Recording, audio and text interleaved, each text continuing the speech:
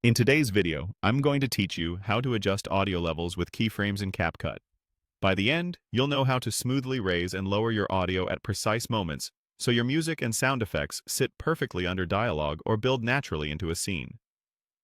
Start by opening CapCut and launching your project. You can create a new one or open an existing timeline where you want to control audio. Make sure you can see the timeline clearly. If needed, zoom in so the waveform is easy to read. This will help you place your adjustments exactly where you want them later. Next, add your audio. Import your music, voiceover, or sound effects, then drag the file onto the timeline so it sits on its own audio track. Press play and listen once to identify the moments where the volume should change, like when someone starts speaking or when you want a dramatic swell.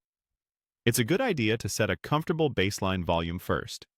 For dialogue, aim for a level that peaks around the yellow range on the meters and never touches the top, which can cause clipping or distortion.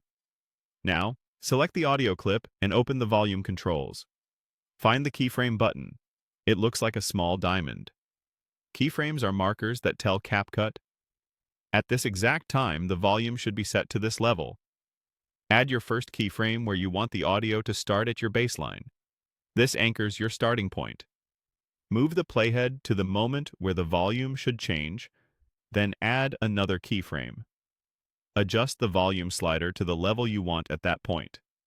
For example, lower the volume under dialogue so the speech is clear, or raise it after the dialogue ends to bring the music forward.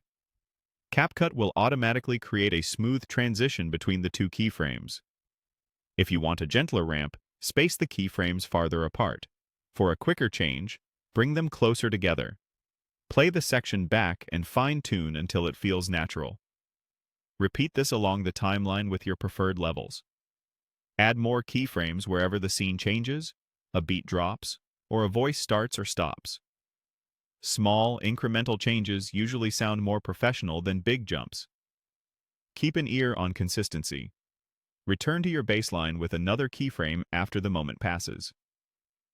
If something feels too loud or too quiet, nudge the keyframe positions or adjust their values slightly. Monitoring with headphones can help you catch subtle imbalances. That's it.